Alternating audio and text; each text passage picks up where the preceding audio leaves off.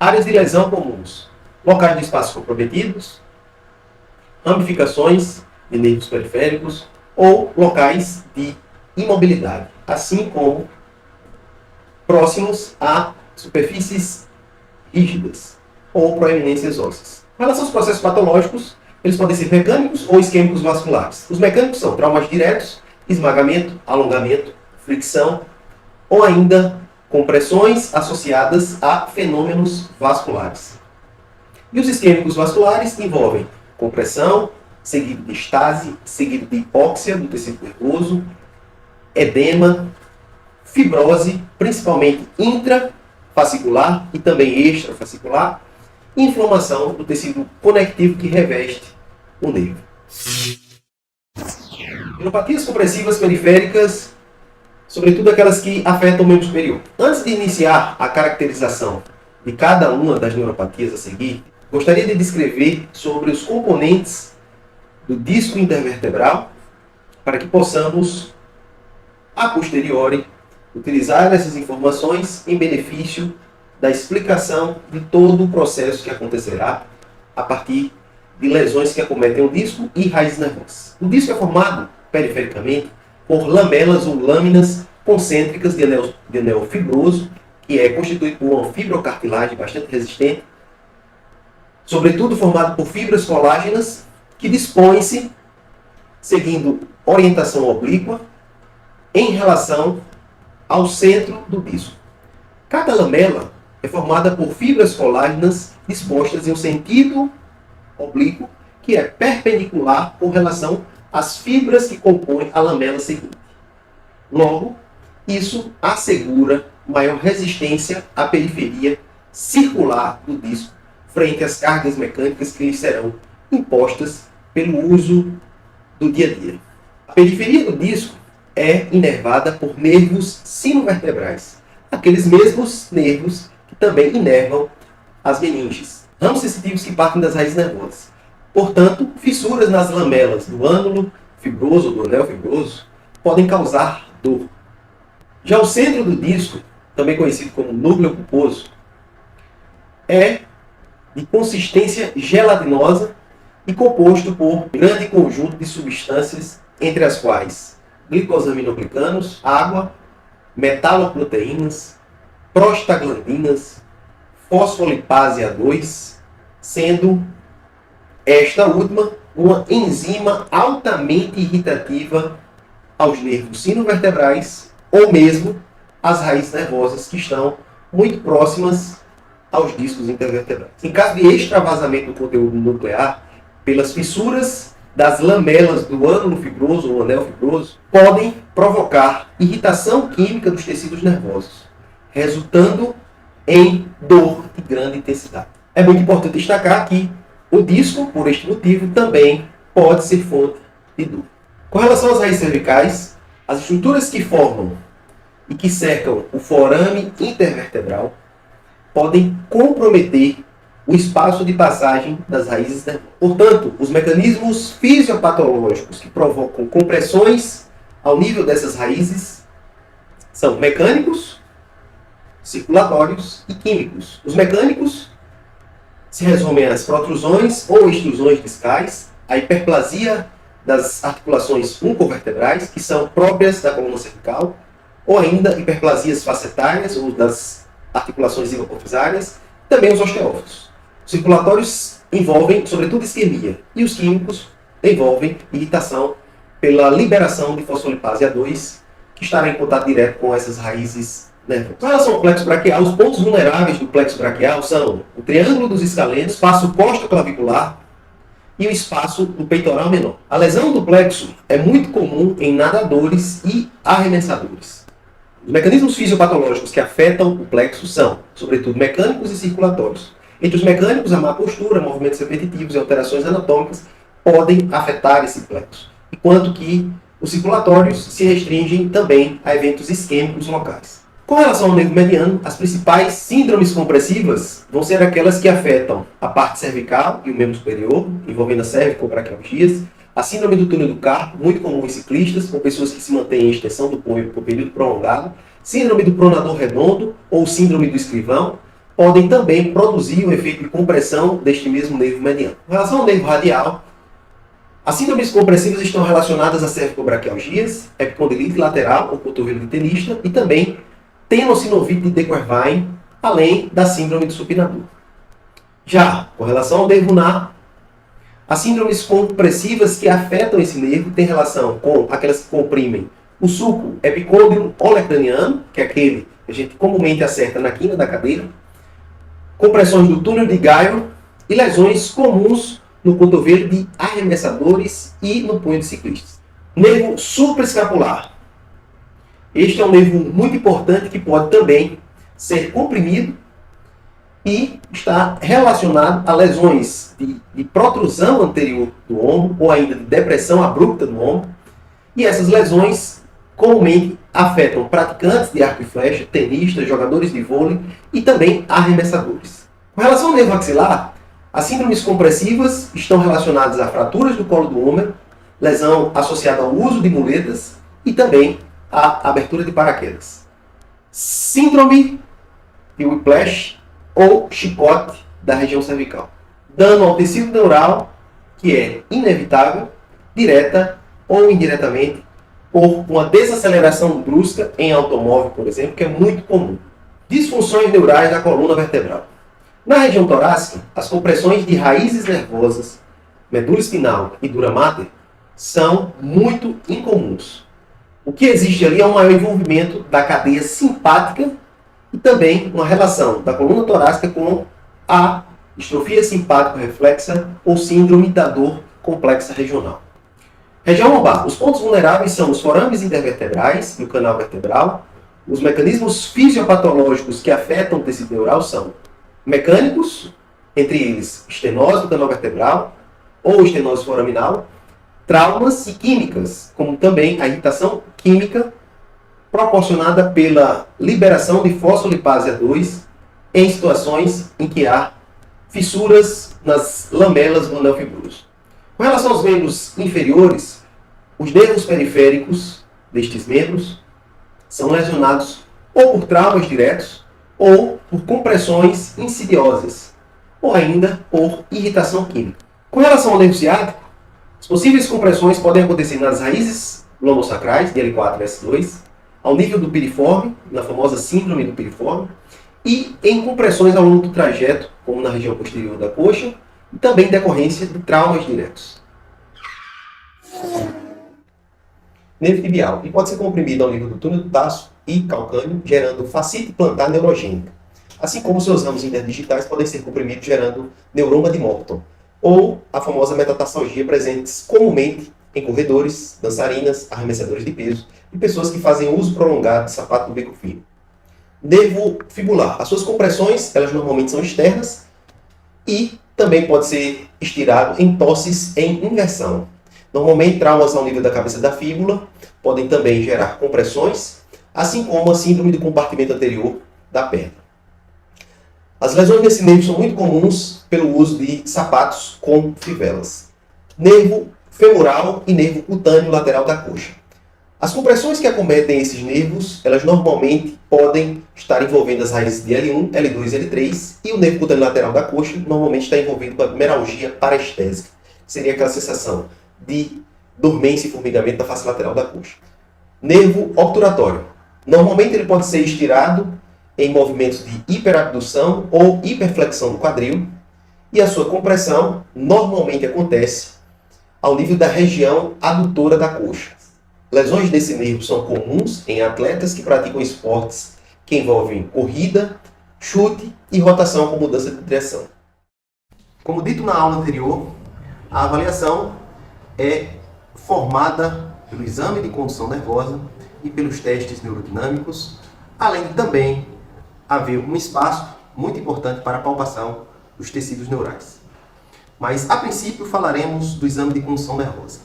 Este exame de condução nervosa será subdividido na avaliação dos miótomos, avaliação dos dermátomos, avaliação dos esclerótomos e avaliação dos reflexos tendinosos profundos. A avaliação dos miótomos tem relação com a avaliação específica das fibras eferentes que levam impulso nervoso para os músculos.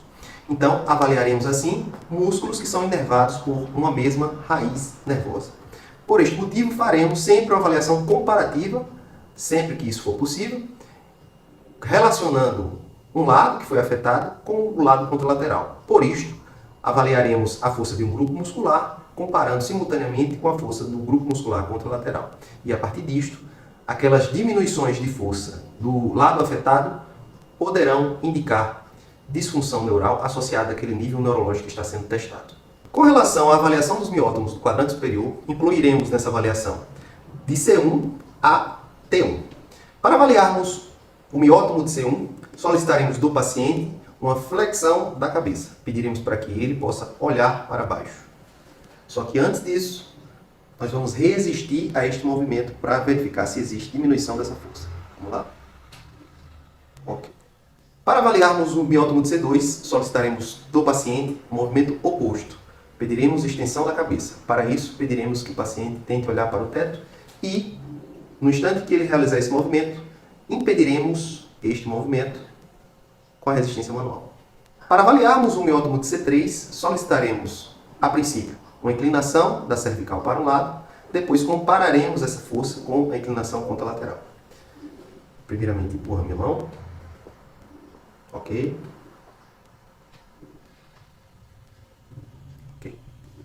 Para avaliarmos o miótomo de C4, pediremos elevação dos ombros. E isto, a partir desse segmento, pode ser simultâneo. Empurro minhas mãos. Ok. A avaliação dos miótomos, quando feita simultaneamente, pode nos informar com maior precisão qual lado apresenta diminuição de força e focaremos sempre nas diminuições de força do lado onde há presença de sintomas ou suspeita de disfunções neurais associadas. Avaliação do miótomo de C5. Para avaliarmos esse miótomo, pediremos do paciente movimento de abdução dos ombros.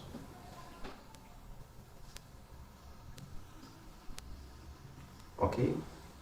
Do lado mais fraco, suspeitaremos ali de que pode haver uma disfunção neural associada a esse nível neurológico. Avaliação do miótomo de C5.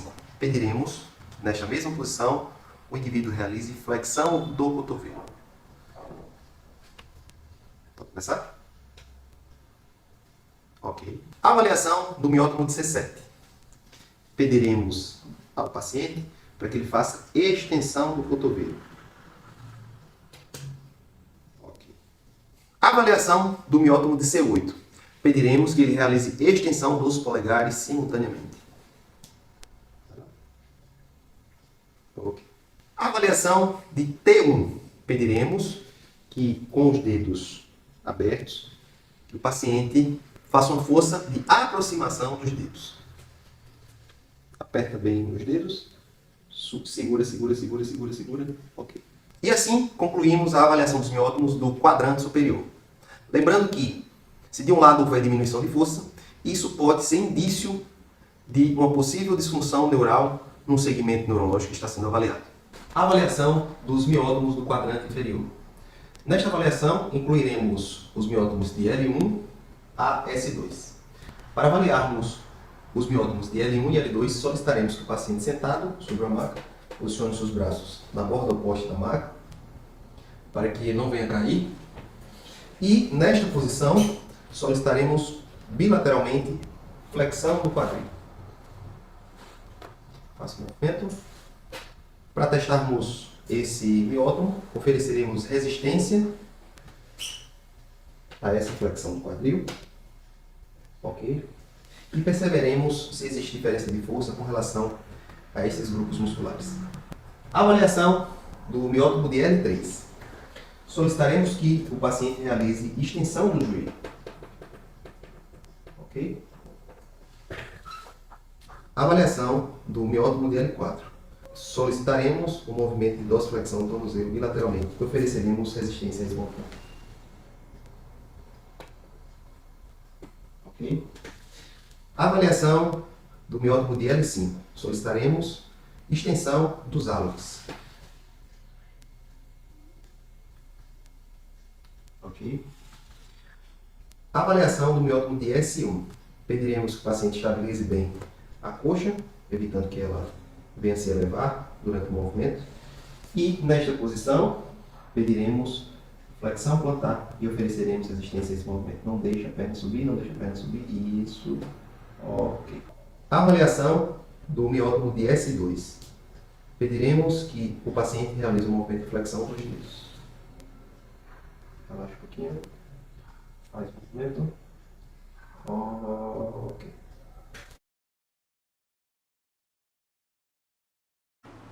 Mobilizações medulares centrais.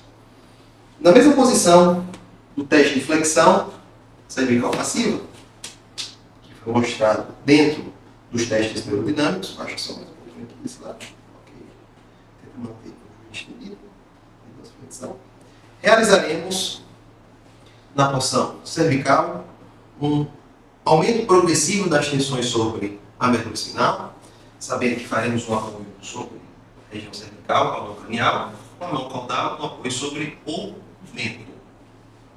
Nesta posição, realizaremos flexão inicialmente da cabeça, se eu desejar mobilizar raízes cervicais mais altas, e manterei essa tensão, incluirei mais flexão da cervical para as raízes cervicais mais baixas.